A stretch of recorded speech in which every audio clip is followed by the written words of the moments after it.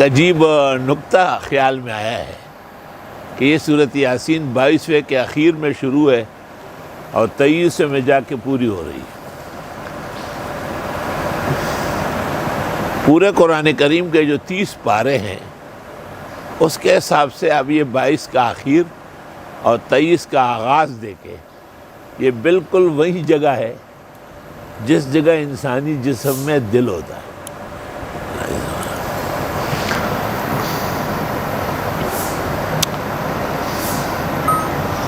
بعض علماء کہتے ہیں کہ جی ان لکل شیء قلبا وقلب القرآن یاسین پر کلام ہے، تو پہلی بات یہ کہ کلام محدثین کا نہیں ہے بلکہ اس سے نچلے درجے کے لوگوں کا ہے۔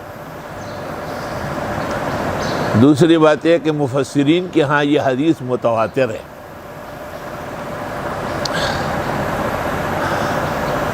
اور تیسری بات یہ کہ جرح مبہم جو ہے لا يقبل ولا يلتفت الیہ، جرح مفسر ہونا چاہیے۔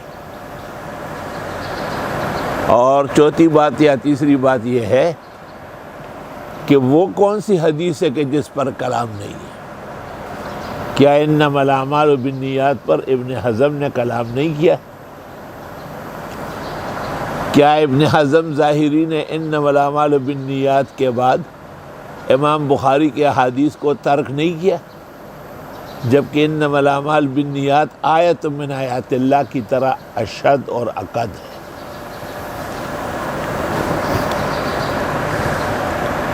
اس لیے احادیث پر کلام یہ اس بات کی دلیل نہیں ہے کہ حدیث نہیں ہے، بلکہ احادیث پر کلام تو محدثین کا کمال اور فن ہے،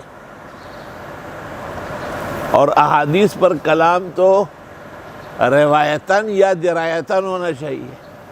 خطیب نے 2 کتاب لکھی، ایک الروایہ دوسری الدرایہ۔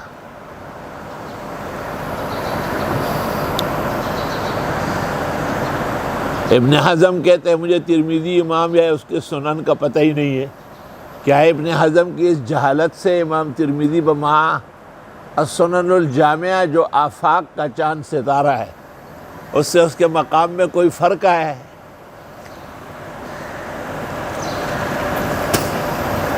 یا غیر مقلد جو حقیقت میں غیر متبوع اور ناکارہ کائنات ہے، وہ امام الائمہ سراج الامہ الامام العظم ابو حنیفہ النعمان کے بارے میں قلت حدیث کی نسبت کرتے ہیں؟ کیا اسے امام کے منصب امام اعظم میں کوئی فرق آیا ہے؟ جبکہ ان کا مذہب متواتر فی الکائنات ہے۔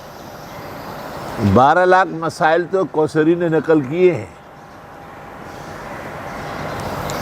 ایک روایت کے مطابق امام اعظم کے اصول اور فروع جو اکٹھے کیے گئے ہیں 1,12,70,000 مسائل ہیں۔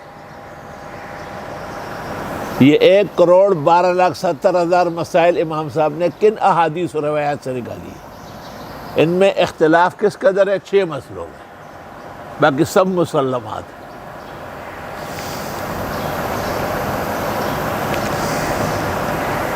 حضرت اقدس حضرت الاستاذ محدث العالم فقیہ الی ثانی، اپنے اکابر و اسلاف کا عکس ثانی، حضرت مولانا محمد یوسف صاحب بنوری مولانا سرفراز خان کو تسکین الصدور کی تقریر و تصدیق میں لکھتے ہیں کہ سطح النظروں نے اور کجرائے و کج خیالوں نے ذرا سا کلام کسی حدیث یا راوی پر دیکھا، بس حدیث کے جانی دشمن ہو گئے۔